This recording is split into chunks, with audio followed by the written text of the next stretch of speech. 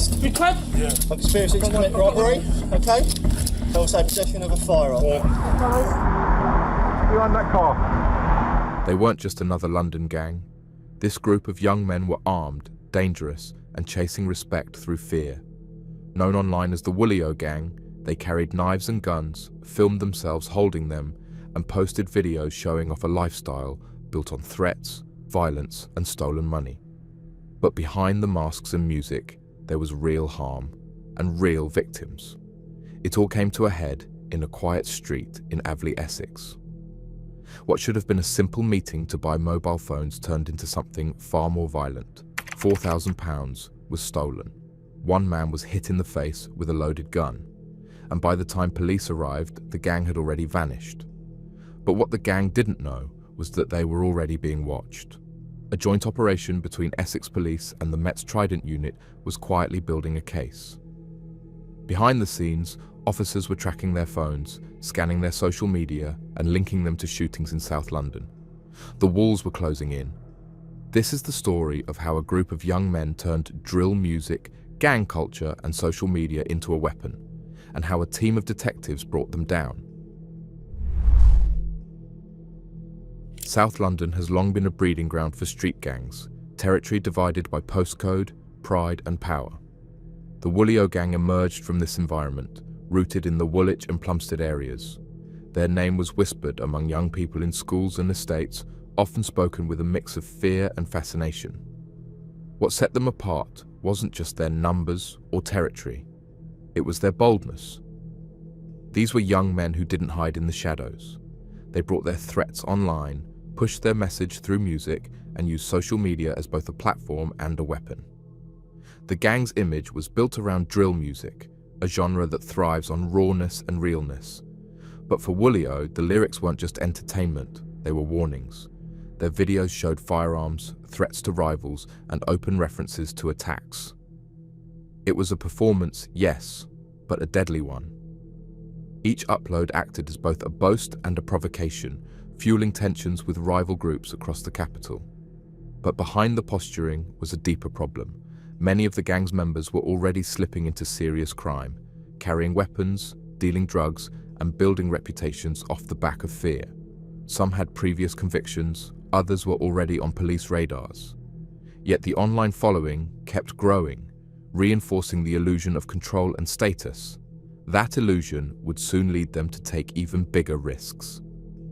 As their videos clocked thousands of views, their grip on the streets tightened. Drill wasn't just a soundtrack, it was a recruitment tool. Young people, some barely out of school, were drawn to the Woolio image. Fast money, viral fame, and no fear. But in reality, the gang's life was anything but secure. Police were watching closely, rival gangs were circling, and members were becoming increasingly reckless, flashing real weapons in public, some of them loaded. The Woolio Gang weren't operating in isolation. They were part of a wider network of London crews caught in long-running feuds, territorial battles that had already claimed lives. And while some saw drill as expression, police saw it as evidence, an entry point into serious organised crime. The tipping point came not in a music video, but on an Essex street in late 2023. And that's where the case took a serious turn. Monday 20th of November 2023. It was supposed to be a quiet evening in Avley, a small town on the edge of Essex. But behind closed doors, something darker was unfolding.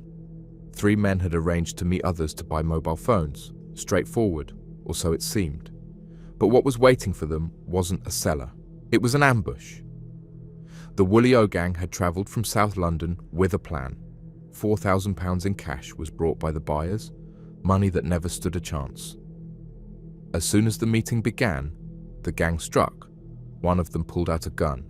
In the chaos, he struck one of the victims in the face with the weapon, and the force of the hit caused the loaded magazine to fall to the ground.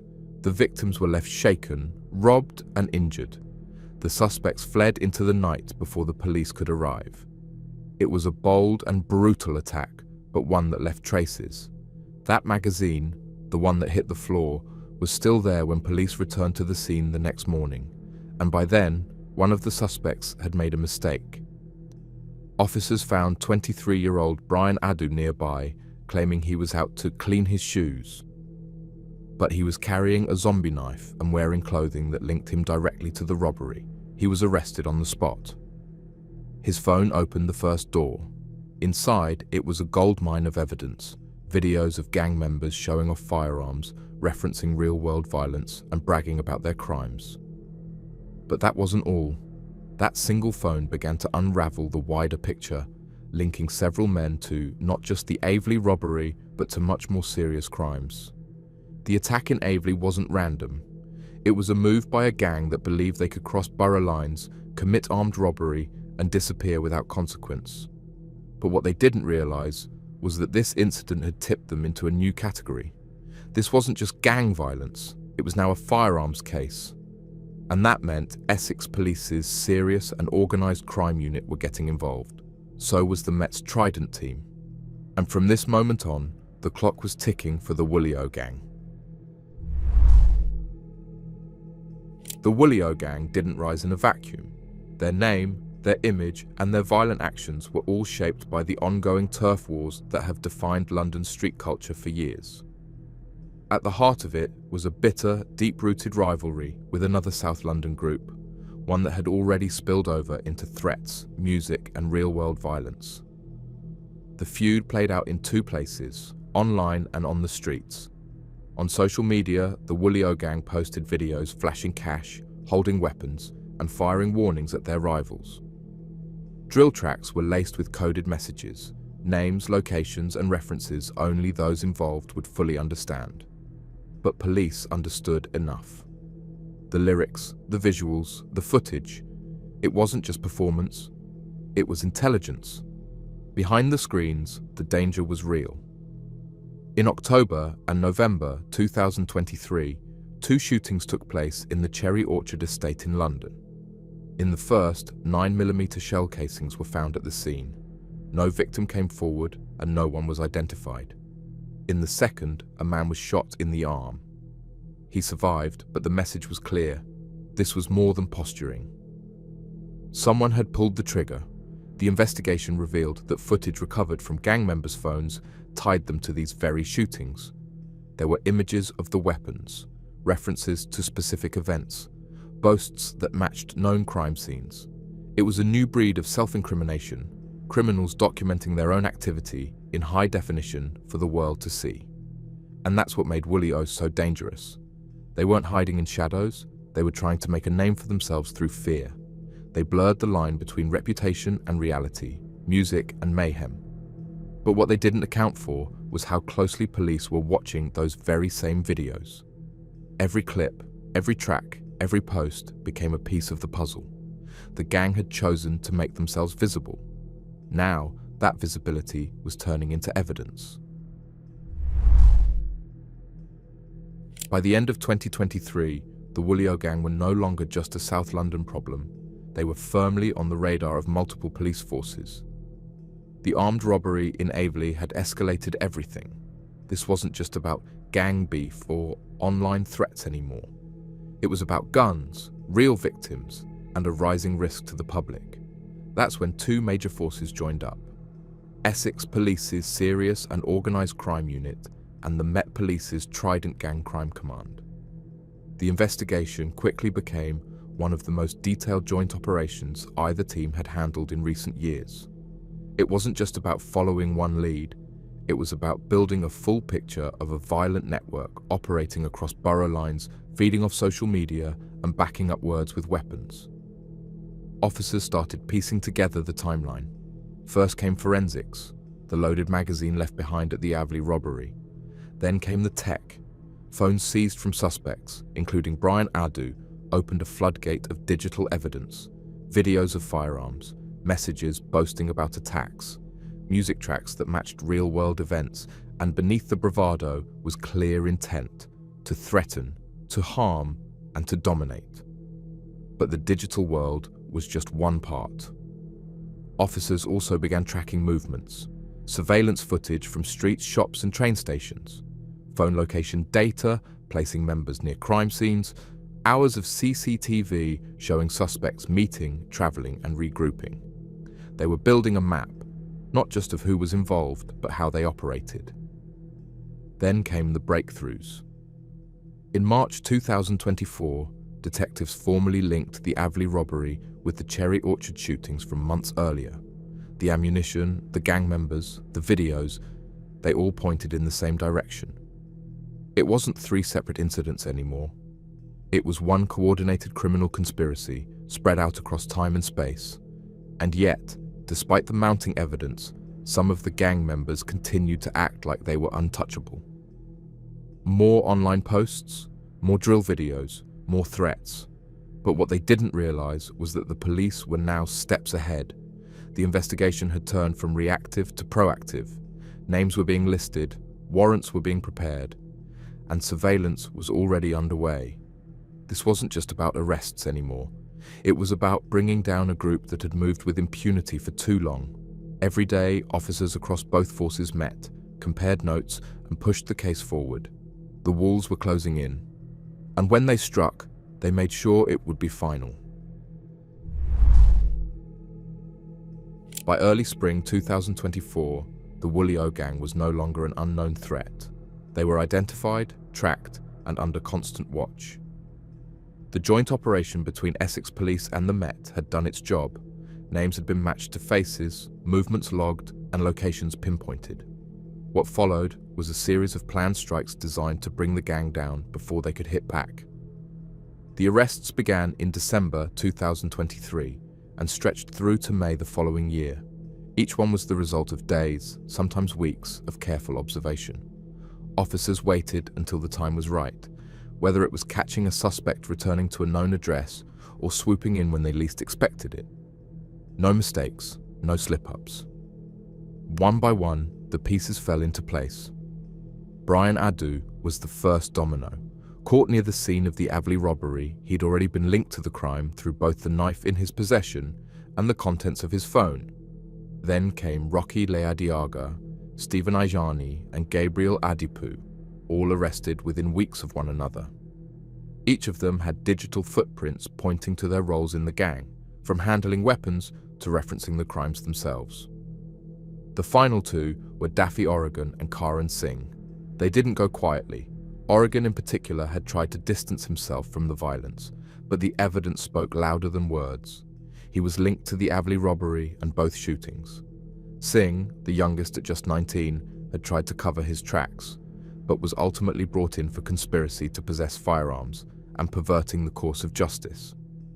Throughout the arrests, officers recovered more evidence: phones, messaging app logs, footage of the gang holding and handling firearms. It wasn't just one case anymore. It was a web of connected offences stretching back months, and when the final arrests were made, there was no celebration. Just a quiet understanding. This was the end of the road for Woolio. Their faces were now public, their names were logged, and their next stop wasn't another estate or music video, it was the courtroom. Basildon Crown Court, Monday 2nd December 2024. The 6 members of the Woolio gang stood before a judge, no longer holding phones or knives, but facing serious prison time.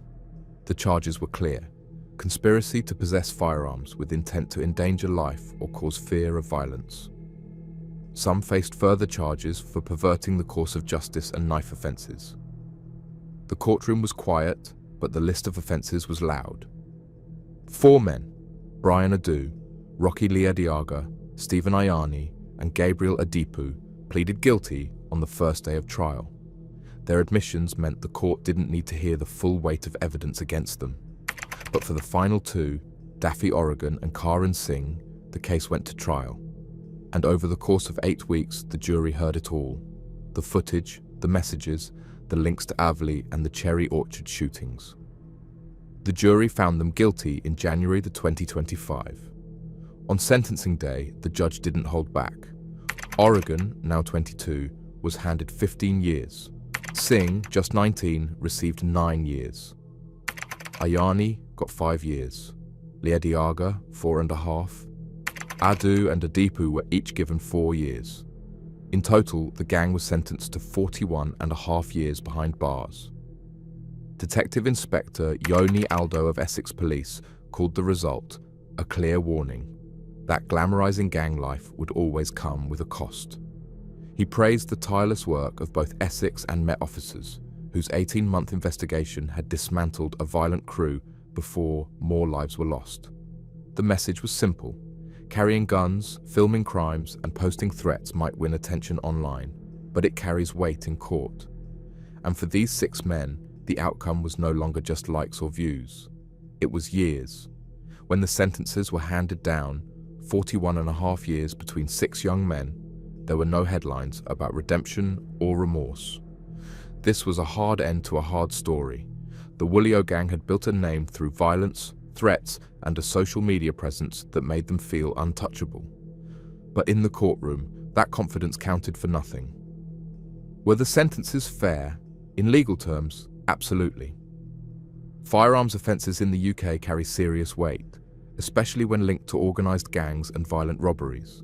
Add in a robbery involving a loaded weapon, 2 confirmed shootings, and a digital trail of threats and self-incrimination, and it becomes clear why the court responded firmly. The law isn't just punishing action, it's sending a message. But it's hard not to ask other questions too. How did a group of teenagers and young men, most under 25, end up chasing power with guns and knives? How many more like them were already watching, listening, planning? The justice system did its job. But what about the system before that? This case is a warning, yes, but it's also a mirror. It shows us what happens when reputation becomes currency and when violence becomes a means to status. The streets are quieter now. The gang is behind bars. But the story isn't over. Because in a different part of London, on a different night, someone else is already holding a phone and pressing record.